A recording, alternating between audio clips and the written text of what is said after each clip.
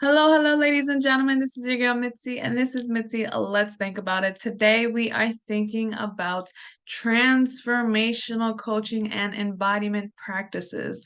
I have a special guest today who is diving into this topic and allowing us to really pick his brain about what it really means and what it means for him to actually try to share this with the world. You know what I mean? Instead of keeping it inside, because sometimes people keep their knowledge inside, but he's not that person. He's the one that'll share with the world. So I just want to introduce you to Michael. Michael, why don't you go ahead and take it away?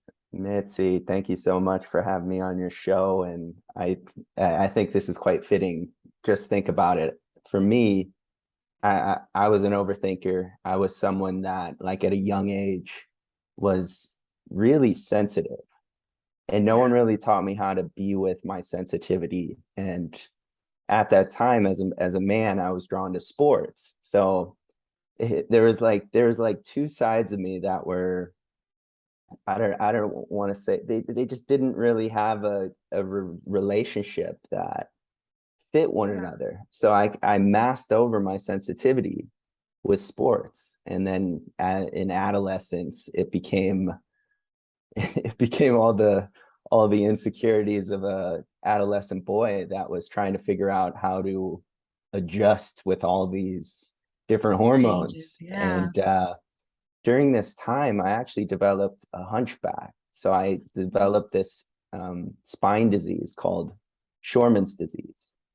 And if one can think of like Quasimodo, Yeah. that was the image I held in my mind. And doctors told me that this spine disease was permanent. And I loved playing sports. I loved playing baseball and hockey in particular, and there were two rotational sports. So long story short, I ended up having 8 years of debilitating back pain, Mhm. which got me into human performance. So I Oh, loved studying strength and conditioning, human performance. How does the body optimize itself? And along the way, I ended up getting a dream job with the Arizona Diamondbacks. I thought it oh, was my nice. dream job. I was like, oh, this is it. This is exactly what I've been working for my entire life. I think at the age of 14, I created this dream where I'm going to work with professional athletes. Right. And it was 2000 and it was like 2018. I got introduced to Dr. Joe Dispenza. I don't know if you know Dr. Joe, No. but he's into meditation. So he blends East and West Oh, philosophy okay. together to help people free themselves, to heal Okay. themselves, to introduce them to our innate intelligence within us.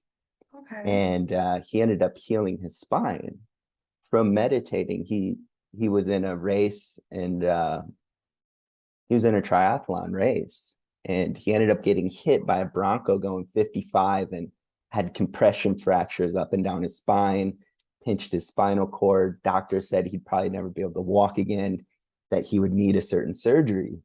Yeah. And he said if he was anyone else, he would have went with the surgery, but he vouched to meditate, and he thought of the power that created the body can heal the body. And Yes. he said if he got this right, he would spend the rest of his life helping people heal themselves and learning about the mind body connection.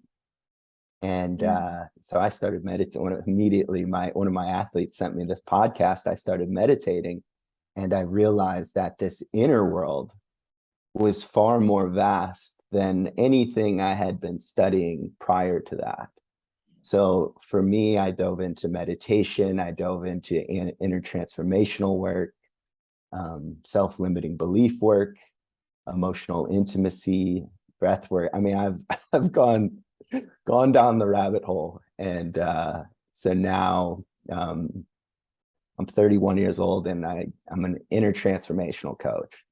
So I went from high performance, more um, physical training to more inner energetics training. So I help people realign their inner worlds to really free themselves. Like Yeah. I think for me, I just wanted to feel peace. And Yeah. the first I time I felt peace was meditation. So yeah. I know I've heard that before too, that once people started meditating and once they started doing the like breath work and they started doing yoga and they started basically refocusing their mind, because that's basically what you're doing. You're refocusing your mind on something specific or just yourself, and I feel like once people really are able to do that, it is a different skill, because there's so much chaotic going around. And when I was reading your website, you said a monkey brain to a monk's brain. And I had to Yeah. think about that for a second. I was like, what do you mean a monkey brain? And I'm like, oh, think about a monkey. They're all over the place, so it's not wrong. You know what I mean? What you stated is not wrong because society lives in that monkey mindset where they're jumping around from one thing to another, and they're in fear, they're in anxiety, they're in depression, they're in this constant go, go, go where they don't even take a second to even think or even breathe. You know what I mean? They can't even hear themselves talk to themselves, try to calm themselves down anymore because of how chaotic they allow the world to be. Um, so the fact that you were able to get to that transition, and I know you said it took 8 years, for you to heal yourself completely, but do you think giving yourself time is the biggest key to be able to obtain that type of mindset? Yeah, that's a good question. So like 8 years, I was in debilitating back pain. So the healing journey, I feel like really started after back surgery at the age of 22, 23 years old. Okay. And as far as the healing journey goes, I don't like putting a timeline on things because that's what the mind wants. Like the monkey Yeah. mind wants, like, oh, in the future, I'm going to be healed in X amount of days, X amount of years. And Mhm. we live in this is the root of all problems exists in this construct called time. We have the Yes. past, we have the present, and we have the future, and we have this identity that's created. So the identity construct of who am I is really created in our younger years, right? Like a perfect baby. If you've seen a baby before, they have no sense of self. They're this just ball of love. They're this energetic being of brightness, this light. And then along the way, it starts developing, it starts fragmenting from that absolute infinite limitless being to this Mm. like I am Michael, you are Yeah. Mitzi, and there's Yeah. constructs that the mind creates around that, which now we carry with us in our life, and now that's the place we relate from. Yeah, So that's so people true. Oh my goodness, that's so true yes. because I have my son and I'm thinking about it and I'm like, the world really molds us in a way where we take away that limitless. You are absolutely right. Oh my goodness. Yes.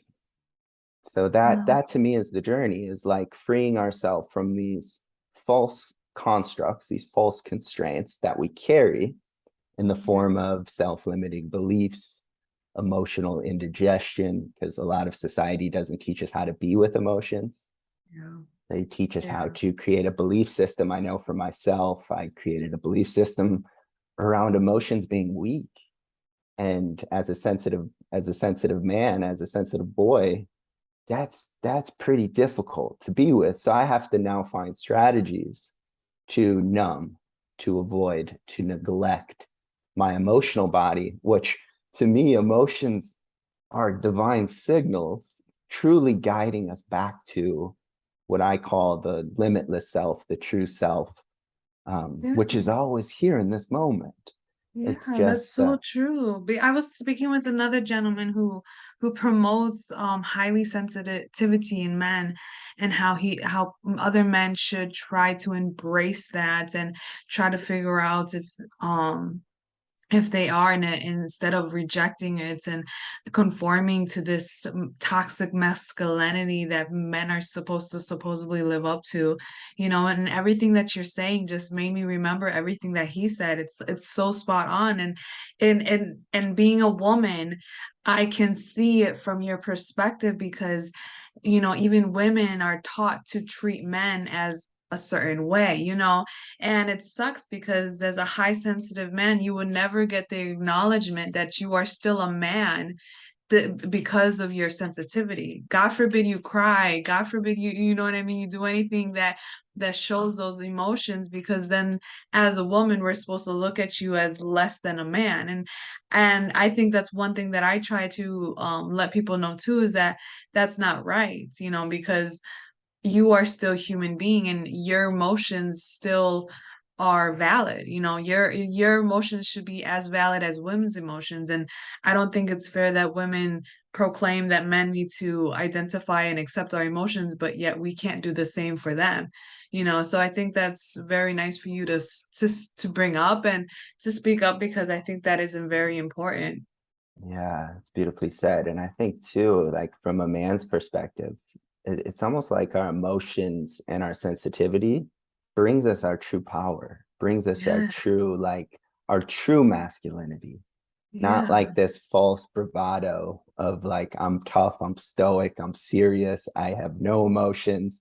Like, I think Mhm. that construct that's been created, it's slowly starting to dissolve in society. And I think we're both the masculine and the feminine, which masculine and feminine to me is more like an energetic as opposed to a specific gender. Because I think Yeah. we all carry the masculine, we all carry the feminine. And when I Mhm. use masculine, I'm speaking to that aspect of self that's unchanging. Mhm. So that aspect of our experience that was present when we were 5, present when we were 10, and it's still on this call today. So that to me is the quintessential masculine essence. We could call it awareness. Like try not being aware. Yeah, exactly. It's Exactly.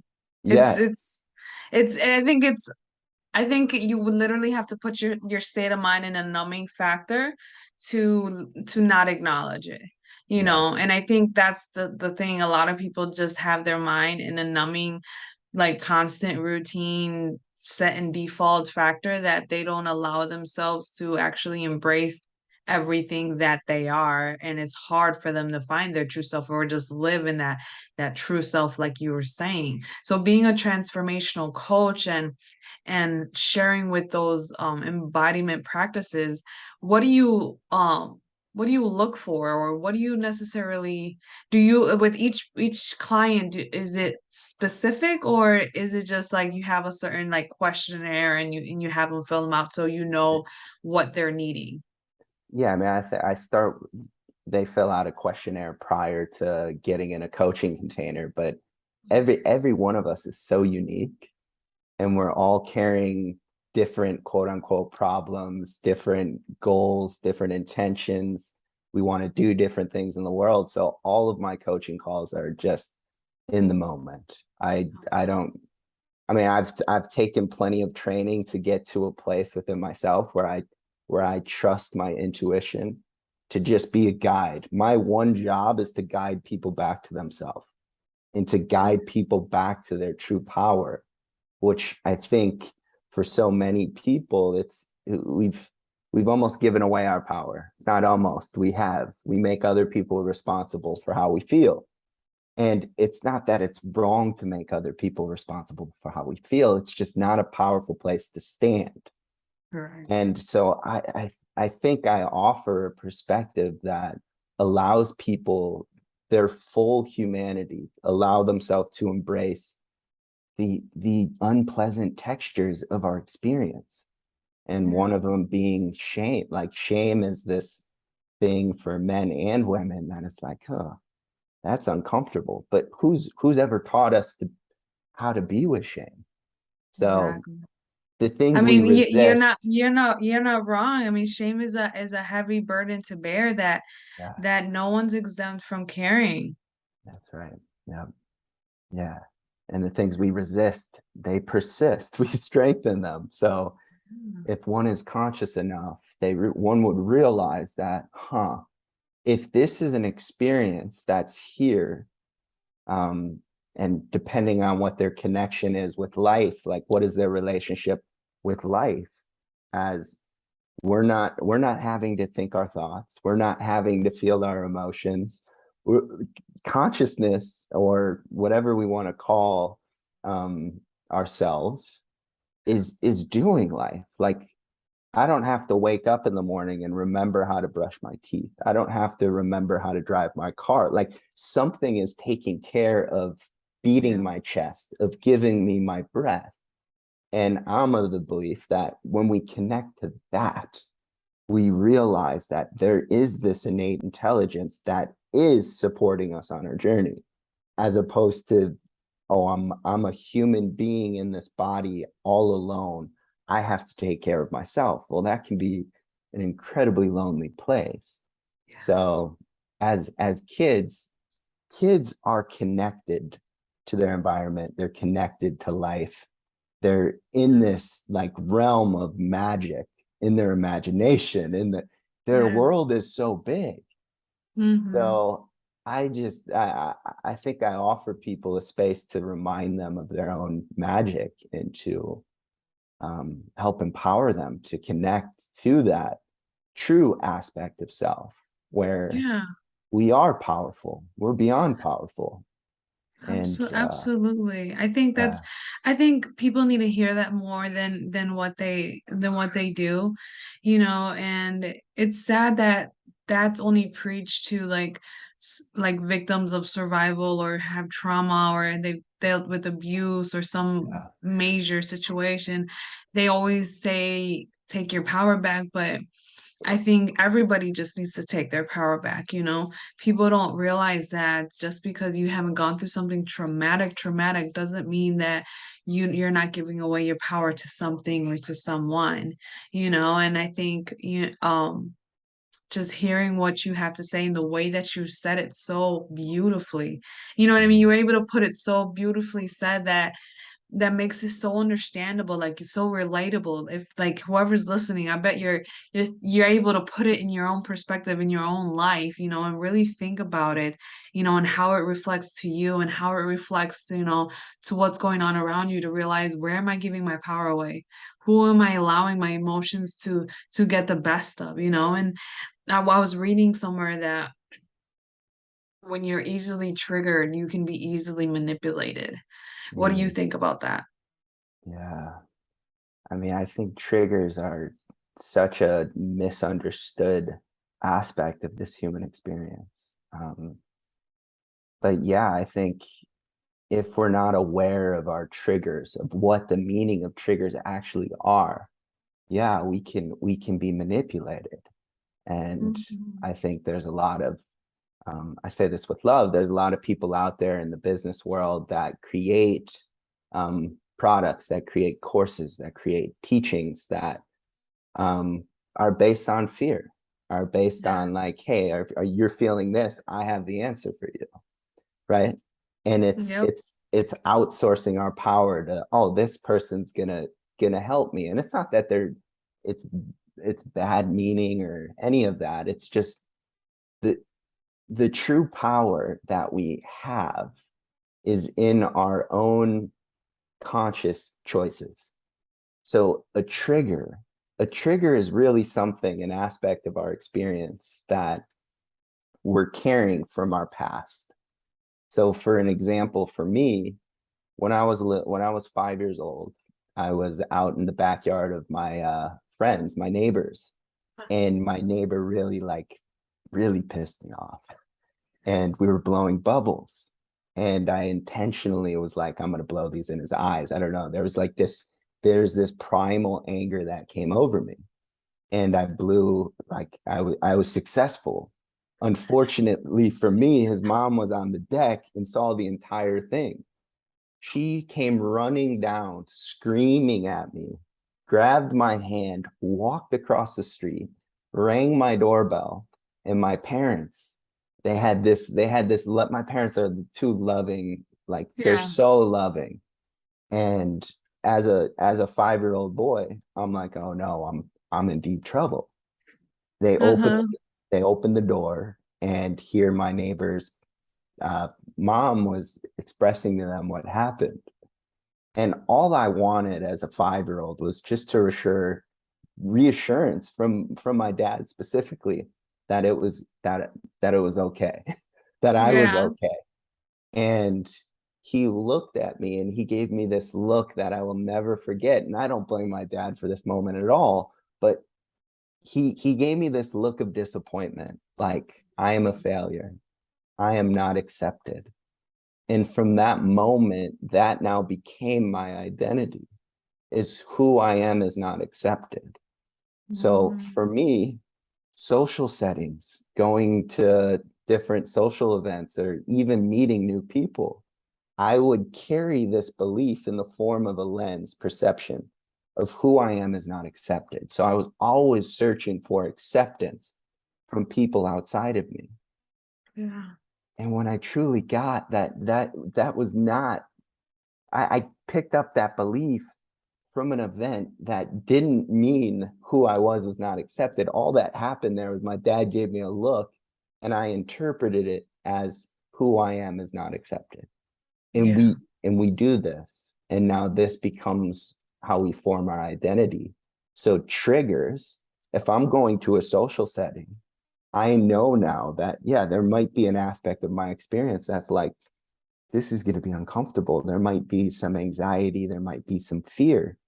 And now, like having a relationship with those difficult emotions, it becomes easier to be with that because I know who I am is not accepted.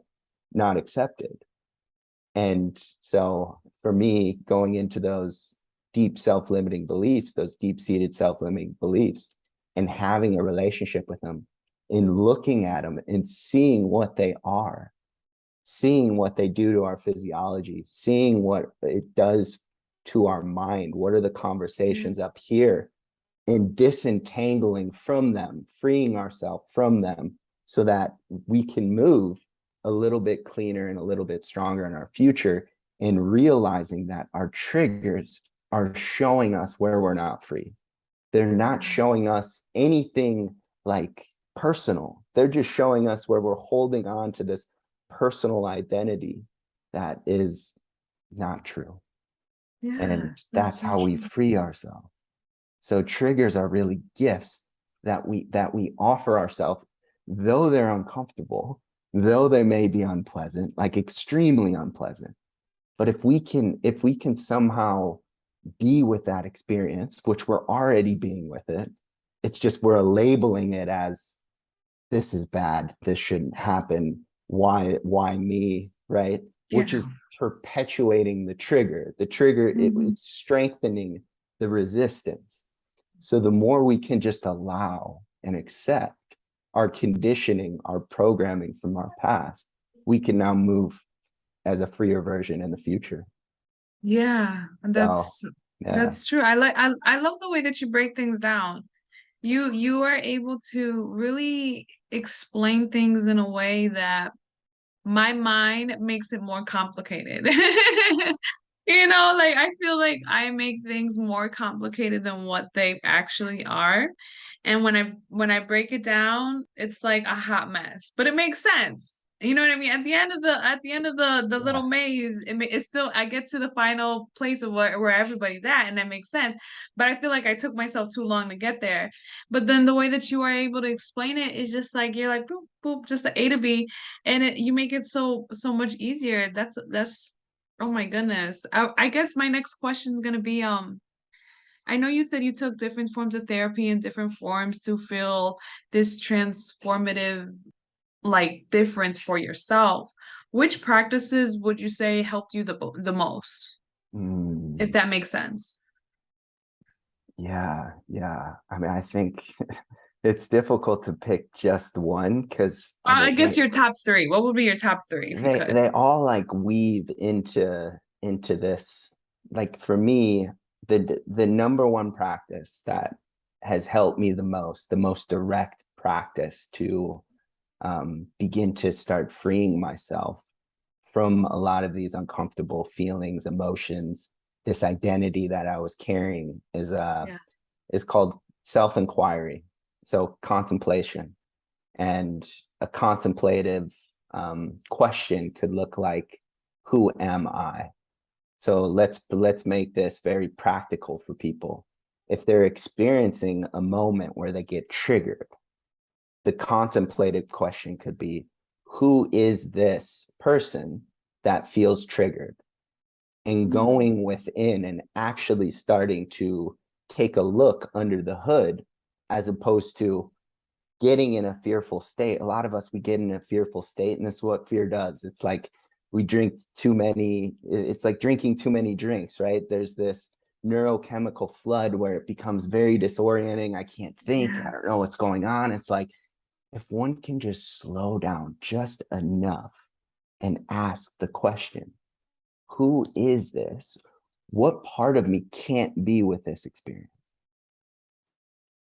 And now it turns the situation, as opposed to making the outer world responsible for this fear, it puts one in their own driver's seat of like, hey, this out, anything could be happening out here, right? I could get caught up in traffic and have this serious road rage. And I can now identify as someone who has road rage. But Yeah. doing the work, contemplating like, why am I really getting upset here? Why am I really getting angry? Well, I probably have unprocessed anger, which is a different conversation. But this person can cut me off and I can be perfectly at peace. Like, oh, this person cut me off. That's fine. So the contemplative practice really helps one, like for me, the question, what would it be like to be in a place of peace, regardless of what's going on around me? That question intrigued me so much because Yeah. it was like, that was not my experience. My experience was not peaceful at all. So asking questions are the doorway into freeing ourselves from this imaginary belief of who I am is not accepted. And Yeah. so that's been the most powerful practice. And then transformational coaching, I've had many coaches, and meditation. So meditation, contemplation kind of go together. But also breath, and I'll breath is like this one thing that's in all of our experiences.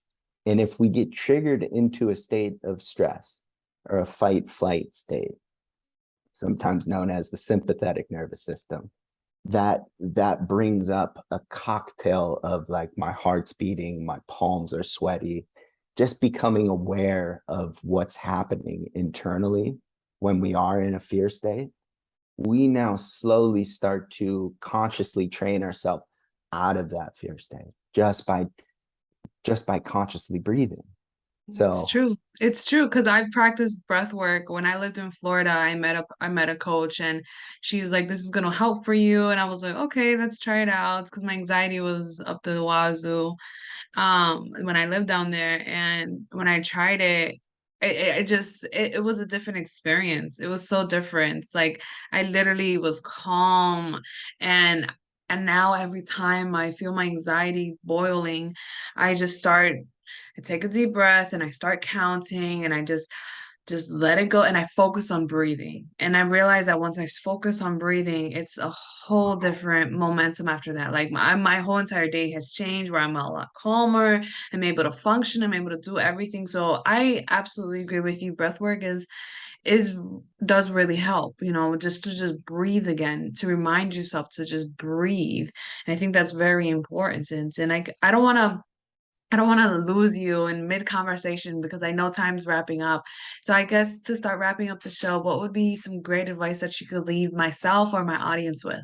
mm, well, first of all, this conversation has been like so jam-packed with just amazing questions, and you do such a beautiful job of holding a space um for your speakers. Like, I feel so held by you right now, which to me, that is like the most important thing, is safety.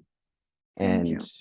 safety to me is that it's that place within us that is at peace regardless of what's going on around us. So no matter how much chaos is in our experience in our life, there's an aspect of ourself that is completely still and at peace, and it's always available for us. It's always within us. And if we cultivate a relationship with the part of us that doesn't feel safe, because inevitably we all have some degree of not feeling safe until we do this deep inner work to really cultivate a relationship with ourselves.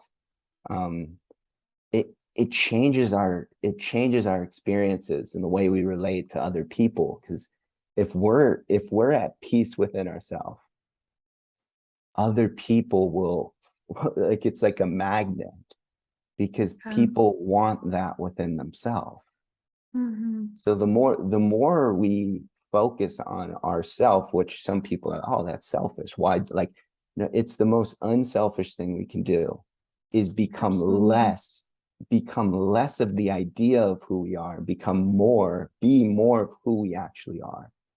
And now that allows, I mean, one's life can transform from that, but I think from a bigger perspective, that's how we ripple out, and the world really heals, is Yeah. by us all um regulating our nervous systems, our body, our breath, our and really stop resisting the present moment. Because Yes. when we run away from the present moment, we're running away from that. Life happens right now. It only happens right now. So whatever problem, whatever dream, whatever we are aspiring to do, to be, it's only available right now. So I'll leave the listeners with that right there. Oh, that's beautiful. Thank you so much, Michael. I'm so glad that you were able to enjoy yourself and that you were able to speak freely and speak without any worries or with any hesitations, because I feel that people need the authenticness in these conversations and in these moments, and that's why I try to have um my guests come on the show to feel as comfortable as they can, because it's not only important for my guests, but it's important for me as well, so that it can be truly authentic, because when we are able to share our own perspective, we are making a ripple effect on other people's lives. You're no longer feeling alone, you're no longer feeling all to yourself, you're no longer feeling like crazy because you are thinking in a way that you're not sharing with other people, and I felt like that for the longest time before I started my podcast. And once I started it and once I started bringing others on the show, it made me realize that I'm actually more sane than what I think, and I think people need to realize that too, is that we are sane human beings. We are peaceful human beings. We are amazingly beautiful inside and out, no matter what society just tries to tell you, and I think that's just so beautiful. Like, I just don't know what to do with all this. But Yeah. it feels right. It feels right what we're doing, because it's needed. We're living in a generation where we know the wrongs from our past generations, that we are trying to not let it fall onto the next generations. And I think if you're a part of that movement, then I applaud you, and that we just need to continue to keep on going, because that's the only way for us to really make change in the world, is start with ourselves, and then it's going to ripple effect to the people around us in our community, and then before you know it, the whole world's going to be able to have open and feel that peace, and not feel so tempted by all the evil that surrounds us, Mm, and if any of my listeners are trying to gain this clarity and trying to gain this understanding and this peace within themselves, go check out Michael. I have him on my website. You can find his lovely photo with a link to his website. You can check out everything Michael. And you can reach out to him if you really want to know more, or if you're just curious, go talk to him. He'll be the better guy about to help you in this situation. But thank you all for listening, and thank you again, Michael, for your time and your perspective, and I hope everyone has a great rest of your day. Bye. mm. Thank